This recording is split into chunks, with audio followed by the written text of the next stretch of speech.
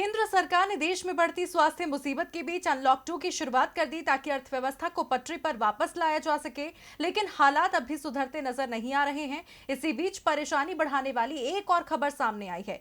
सेवा क्षेत्र की गतिविधियों में जून में लगातार चौथे महीने गिरावट आई है, जो हालात सुधरने के संकेत तो कतई नहीं दे रहे। देखिए रिपोर्ट।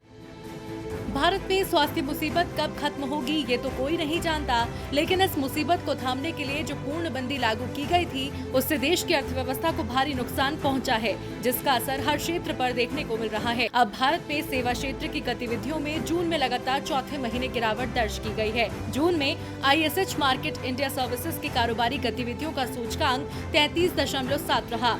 इस वृद्धि के बावजूद जून में लगातार चौथे महीने भारतीय सेवा क्षेत्र की गतिविधियों में गिरावट आई। रिपोर्ट में कहा गया है, मई में ऐतिहासिक छंटनी के बाद कंपनियों ने जून में भी छंटनी जारी रखी। कंपनियों का कहना है कि काम नहीं होने के कारण उन्होंने छंटनी की है। कुछ कंपनियों का ये भी कहना है कि काम करने के लिए कर्मचारी मिल ही नहीं रहे हैं। मार्च की तुलना में अप्रैल में और अप्रैल की तुलना में मई में भारी गिरावट रही थी। उस लिहाज से मई के मुकाबले जून की गिरावट कम रही। ISH मार्केट इंडिया सर्विसेज के खरीद प्रबंधक सूचकांक यानी PMI के मुताबिक 50 से ऊपर का मतलब विस्तार से और 50 से नीचे का आशय गिरावट से होता है। ISH मार्केट के अर्थशास्त्री जॉय हायस ने कहा है, देश में स्वास्थ्य मुसीबत की स्थिति और खराब होने से भारत का सेवा क्षेत्र जून में भी गिरावट में रहा। उन्होंने कहा, इस समय भारतीय अर्थव्यवस्था नीचे आ रही है। अगर ये मुसीबत काबू में नहीं आती है तो इसका प्रभाव इस साल की दूसरी छमाही में भी देखने को मिलेगा। सर्वे में शामिल एक बड़ा हिस्सा अभी गतिविधियों में गिरावट और ऑर्डर घटने की जानकारी दे रहा है।